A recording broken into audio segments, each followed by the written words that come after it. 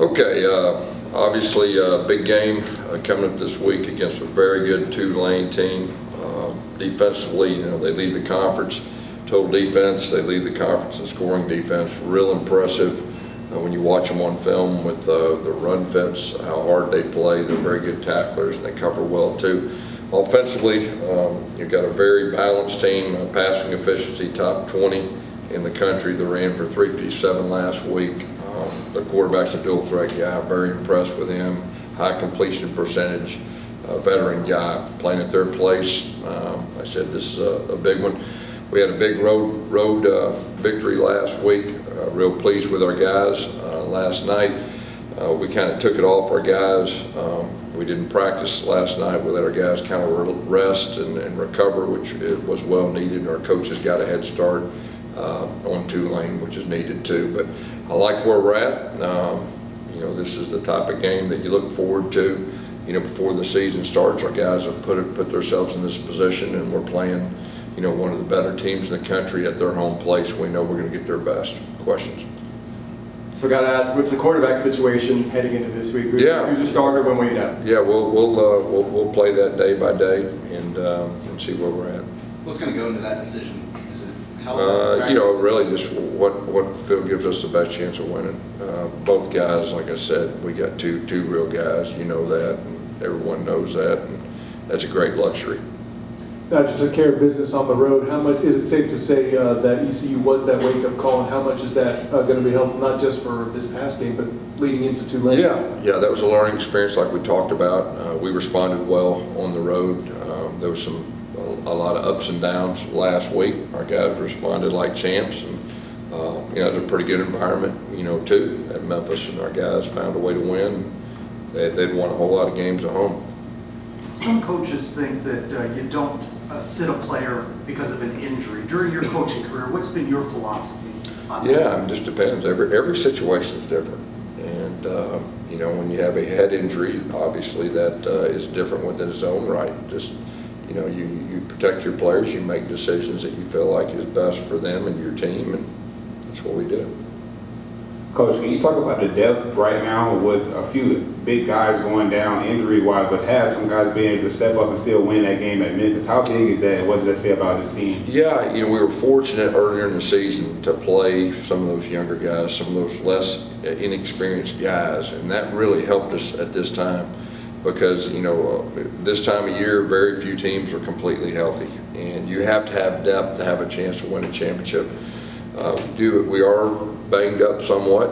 Hopefully we'll heal up this week. We'll be very strategic the way we practice, but it's next man up mentality. We've been talking about that, and guys have handled that and stepped in, you know, so far well. With increased touches, you know, RJ Harvey's really capitalized on his opportunity. You know, what have you seen out of him the last few weeks? He continues to take strides back there. Yeah, I mean, he's coming to his own. He's starting to really get a feel for playing the running back position. And the great thing is we've got quality depth, you know, and we've got 3, 4, 5 guys we feel good about. What's most impressed you about the way Mikey has handled the past 2 games, but also the situation in general? Yeah, Mikey's a champ. You know, it was a close, hard fought battle. You know, when we named John Rice the quarterback, he'd been waiting his turn. He's been preparing like he's going to play every week. So it didn't surprise me, probably didn't surprise anyone that he played like he did the last 2 games. Very, very efficient. It was very impressive to see. I know it's early in the week, but do you have updates on guys like Jeremiah and Davad who went out, and then Quadric Bullard who we saw on crutches after the game? Yeah, no, I really don't at this point. You know, we're kind of taking it day by day and with our doctors and training staff, and so, you know, hopefully, you know, we get to Thursday, we'll have a better idea of those 3 staffs. Going into a big game with just 3 key starters, are you concerned about, you know, your depth on defense? You know, it's next man up like we talked about. And the good thing is we do have depth, and I think we got quality depth. And the good thing is we got a lot of guys that have played a lot of football. It's not like we're just going to, if somebody can't play, we're just going to put somebody out there for the first time and bright eyes and all that. I mean, you know, I think we played a lot of football, and I think they understand, you know, Coach T. Will's defense, their position coach, you know, what they're asking to do. You mentioned Tulane's quarterback earlier, but talk specifically about Michael Pratt. And I I know he was a freshman last year, and now sophomore. Just what do you like about him? When you see Yeah, him go? and he's a dual threat guy. He can make plays with his feet. He can make plays in the passing game. He's been very efficient. They spread the ball around. I mean, I think they've thrown it to more people than anybody else in the country, which makes it more of a challenge defensively, for you with that. Is it going into this game, you're on the road, ranked versus ranked, and there's a lot of hype behind this game, good opponent coming up. How much have you learned, what lessons from last year dealing with all the injuries that you did are you taking into this Tulane game to help you kind of get ready? It's completely different than it was last year. I mean, so I really don't know if there's anything you carry over other than this is a new year. It's kind of a new team. We're not near as banged up as we were last year, and that's a good thing. And, this time of year, a lot of guys aren't 100%. And, you answer the bell and you find a way to get it done. You've had various games this year, penalties creeped up on you, turnovers, you talked about points left on the field against Cincinnati. How important with a quality opponent on the road like this, you got to play as mistake-free as possible? Yeah, there's no doubt. And they do a great job. They're one of the more disciplined teams as far as penalties goes. They don't turn the ball over a lot. They make people beat them. And that's why they're one of the best teams in the country, I feel like. They got quality players, they got quality coaches, and they've really managed, the game as far as not beating themselves. They do a really good job of making you earn it. Coach, the first true road game versus ECU felt like the team didn't match their energy, looked way better versus Memphis. You even took the ball on the opening kickoff. What do you have to do during this game to truly match that environment up at Tulane? Yeah, I mean, we're expecting it to be a great environment. And so our guys understand that. And you could tell last night, our guys understand what we're dealing with. I mean, we're going on the road, one of the better teams in the country. Probably as big a game as they've had at home in a long time. We know what it's going to be, and we've just got to do it. And it's on our players and our coaches to match that, and I expect us to do that. Gus, going off that a little bit, I'm curious to get your thoughts on what Tulane's been able to do this year. Not many people outside of New Orleans expected the Green Wave to kind of be having the season they are. Last year we played them. I don't know, they were 1-something. We got done playing them. I said, that team right there is a good team. And defensively, man, that guy does a super job. They got after us. We were fortunate to win that game last year, so it doesn't surprise me. Their head coach is an outstanding head coach. Their defense coordinator is really, really good.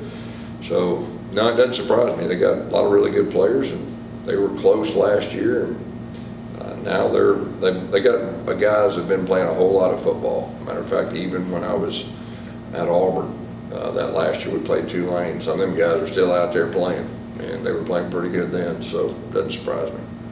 Coach, I was listening to Mark Daniels this morning on the radio. He was interviewing Houston Nutt. I guess Houston's going to be a speaker tonight at the Orlando Touchdown Club. They were talking about when you were there in Arkansas in 06 about running the Wildcat with Darren McFadden. I don't think at that point it wasn't popularized as much as it is now. Obviously, you're running it out with Bowser. A lot of teams do it. What do you kind of remember about that? I think the Dolphins did it, maybe Kansas State in the 90s. How did that come about for you to really start to utilize the Wildcat? And you were kind of the first college coach one of the first college coaches that really did that. Yeah, that was the year that we put the Wildcat in there, and Darren McFadden made it famous, and had Felix Jones, Peyton Hillis. I mean, that was, we were trying to find a way to put all three of them on the field at the same time in the Wildcat. That's how it kind of came to what it is, and it was a lot of fun. It was a huge advantage. Now everybody's got their own version of the Wildcat, but we still kind of go old school and do that same version. Is that just something you cooked up in like spring ball, or do you kind of remember how that came about? Like, teams aren't going to be expecting this, or? Yeah, we ran our quarterback in high school, some versions of it, and so we just decided to do an unbalanced version. That's how everything kind of came about. And how'd you like Bowser's throw, his pass? I thought it was pretty good. That was real good. We've been working on that for over a year and waiting for the right moment, and that was the right moment. And that was a big play on 3rd down and 4. Gus, how much interaction have you had with Willie Fritz over the years, and just how impressed are you with what he's been building in the world? Yeah, I mean, he's a football coach. Everybody in the coaching world knows he's a real football coach, and the way he's come about, I've always been impressed with his teams. And he's an old school tough guy, man, and that's really what stands out to me. And it doesn't surprise me that they're in the situation they are with him being the head coach. I know it's tunnel vision with coaches, but do you talk at all about the conference ramifications potentially with this matchup? Do you have that message with your guys at all? No, I don't think I have to do that. I mean, our guys know that this is a huge game, and you know, we're just taking it one game at a time, and we got our hands full with this one, and that's all we're thinking about. Colton Boomer came into this game, the Memphis game, 10 for 10. Can you kind of give him an asterisk on that miss? What do you think? Yeah, I give him an asterisk because that wasn't real wise of me. Probably even trying to draw a guy off sides right there, looking back. So I don't think that'll happen again. But yeah, I'm gonna give him a big asterisk. I'm not sure what you do, maybe coming back on the plane if you ever like look at scores around the country, around the conference, but SMU beat Houston 77-63. I mean, I'm sure you didn't watch the game, but what's your reaction when you see a score like that? Yeah, golly, that was, you know, Rhett was my old quarterback. We had a playoff game one time that we won 70-64 non-overtime. So we were texting back and forth, and he said it kind of reminded him of that game. So, but SMU's, they got a great offense. Rhett's one of the best offensive minds in all college football, but yeah, it did. I think it shocked everybody that many points. Your defense came up with a couple of interceptions Saturday. What more do you need to see from them at Tulane? Yeah, we talked about turnovers, and you know, we got 2 big turnovers, and both of them were huge in the game.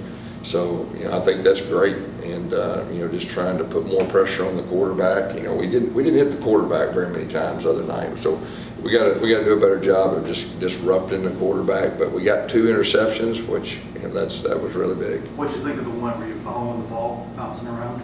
Yeah, I don't know, bounced around about 4 or 5 times, you know, but yeah, the guys up top said we picked it off, so yeah. Looks like we're going to talk to Alec Hollett here in a couple minutes. Can you just talk about Alec and how valuable he's been to your program since you got here last year? Yeah, he's, you know, that's a position that is very important in our offense, and it takes a guy that really understands football and adjusts. And, you know, he'll also give me information on certain plays and certain things that helps me call plays, you know, after certain things or certain plays are called. But he's like a coach on the field, and you know, he's very valuable. Obviously, he made probably the play of the game last week on the 3rd down and 9 when he made a guy miss, and then he hurdled a guy, and that was a big time play. You like Cajun food? And I'm not going there. Last time. Shrimp Creole, gumbo. I've recruited down there a lot. Yeah, I'll eat all that stuff. I like a little everything. How about that? All right. Thanks, guys. Appreciate it. All right, thank you all.